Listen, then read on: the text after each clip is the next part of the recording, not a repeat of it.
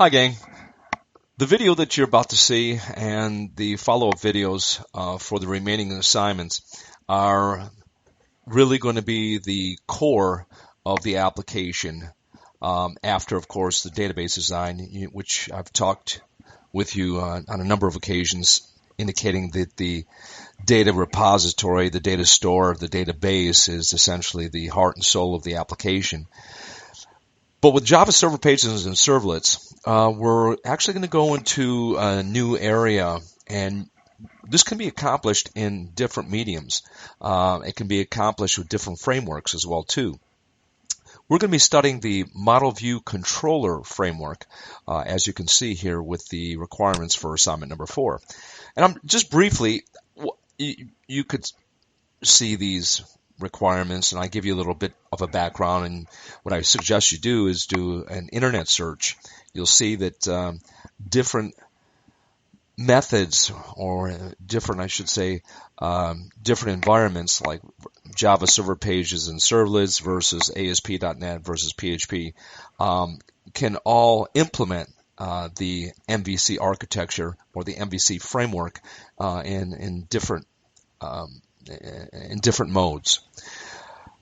Java Server Pages and Servlets breaks down, but regardless, the whole point of it is what we call the separation of concerns, which is really a computer science term and IT term.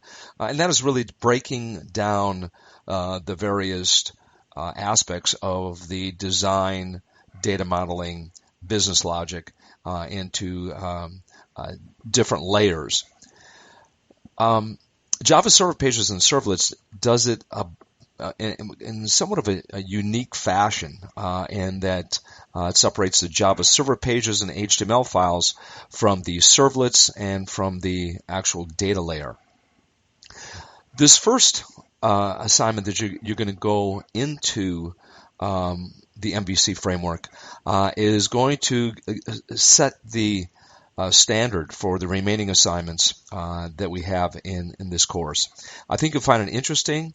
I think that you'll learn a lot, because one of the things that is important about understanding the MVC framework, particularly in Java Server Pages and Servlets, is paths and the different directory structures that you need, and how you can implement packages and how they need to be compiled. The servlets versus the Java beans, how they need to be compiled, and the coding conventions as well too. So we're going to start by giving you an overview, and then we're going to go into details of how the assignment can be successfully completed in a future video. Or I should say plural videos. The first thing is, look at the requirements here. I want to give you an overview real quickly of what we're doing here. You're going to see that this application fails on purpose. I did that for a reason, because some of you still forget to invoke the Tomcat web server. So as you'll see, I'll try to access a file on the web server, and when I try to do that, I get the web page is not available. So what you have to do is always want to start Tomcat, and there's different ways of doing it. I have it so set up so I can just invoke the startup keyword, and then when you do that, gang, it's very important that you look to see if there's any errors here in your command line in the terminal. By the way, regardless of whether you're on a Mac or PC, you want to see if there's any errors here. So I'm going to put that away here for a second. I'm going to put this away here for a second. I'm going to then refresh this page, and you can see now that it's working. Okay, let's take a look here at how we're going to complete the remaining portions of our web application. Using CRUD functionality. CRUD, C-R-U-D, stands for Create, Read, Update, and Delete. We did assignment 1, and you have your template here, the documentation for that, what you accomplished, and hopefully you'll be able to use that when you're looking for a job. You could show that prospective employer that you have skills and what you've accomplished. That's assignment number 2. Number 3, project 1, we got into basic data validation. And now in assignment 4, we're actually, and look at the difference between project 1 and assignment 4. In assignment 4, what we're going to do is doing basic server-side validation. But you'll notice something right off the top. Look at the URL here. We didn't have this before in our prior assignments. Let's look at that one more time. I'm going to go to project 1, and then I'm going to go to assignment 4. Now, assignment 4, 5, and project 2 will use this same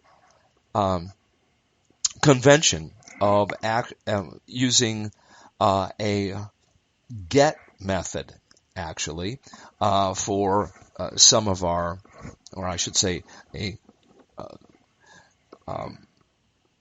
documenting key value pairs in the URL. This can be done, by the way, in a couple different modes.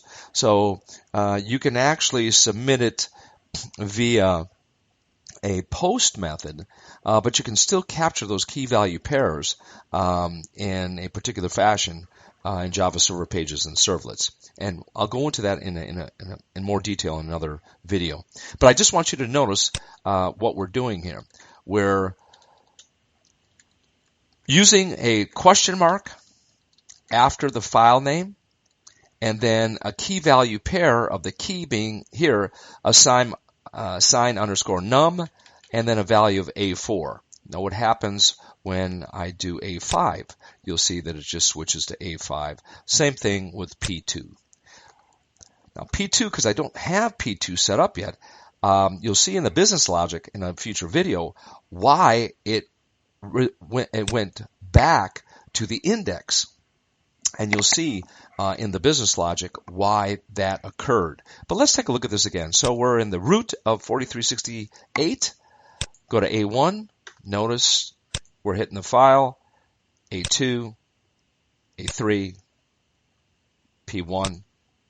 And then using a key value pair in the URL for A4, A5, and also in P2 as well too, but you'll see that the business logic, for now anyway, doesn't allow us to get to P2.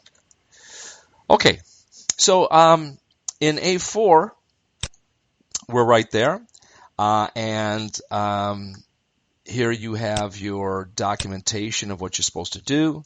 I'll make this a little bit larger so you can see this, and I'll bump it up here. So you're going to cd to your web apps subdirectory, and in Windows it would be something like this: cd c:/tomcat/web apps, and then you would clone the assignment starter files if you have not done so, and I'm assuming you already did because this is required for project 1. Now, one thing here, I have some new files for you in the same clone. So in a previous assignment, P1, you cloned, and actually A1, you cloned LIS4368 _student _files. And what it did was it created this LIS4368 _student _files Bitbucket repo inside of your web apps. Now, you cannot do this after the first time. What you're going to have to do is delete or rename your existing student files, because if you try to invoke the clone inside of web apps and you already have LIS4368 _student _files, then you're going to get an error. What I would do if I were you is rename the existing student files to something else. You could say number 1, old, or whatever you want for a naming convention, but you cannot keep it the same name, because if you try to use this clone command as is, you will have an error. Okay, and I did put that in the notes here, right there. Okay, so you have to rename it or delete it. If you want to keep it, just rename it. You're going to review the subdirectories. So you're going to review the subdirectories of Meta INF and Web INF. This is new for you because this is new for 4368 for that particular subdirectory. Gang, when you want a web app in Java Server Pages and Servlets, you must have two subdirectories, at least in this version of Java Server Pages and Servlets. They may change this in a future version, but for now, you must have Meta-INF and Web-INF, and they both must be case-sensitive, capitalized as is, and named exactly as is. Those are special subdirectories that give a particular meaning to a web application. Next, you're going to have in each one of your assignments, you're going to have a global subdirectory. We'll talk about that in a future video as well. And also, I have here step number 3, because of the way the newer version of Tomcat recognizes web applications. You'll have all your associated includes, and all of the assignments will need to be placed under LIS4368. We'll get into part 2 a little bit in another video, because it's a little bit detailed, and I'll go into it in quite a bit of detail, indicating what you have to do. I also have documentation and files for you as well. But just a brief overview. Here are my files for 4368. This is just for demonstration purposes. And then here is your subdirectory of LIS4368 student _ files. You'll see you have your Meta INF, and again, it's case sensitive. We'll go into each one of these subdirectories and what you have to have. You also have your customer form.jsp that I gave you as a starter template. I'll be comparing each one of these files that you'll have to submit for the assignment. You also have a thanks.jsp.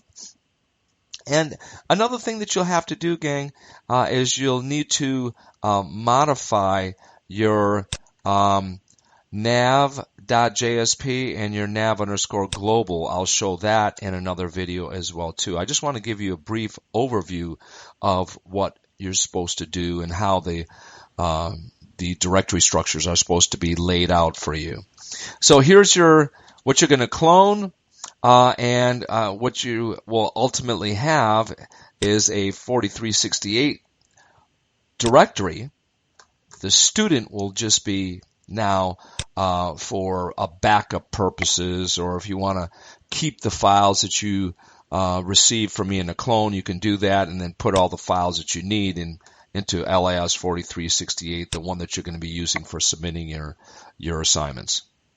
Okay, gang, that's just a brief overview. I think you'll find it very interesting. We'll go in further detail as far as the distinctions in each one of the files and what you'll need to do, how you need to compile them, and then how they will run.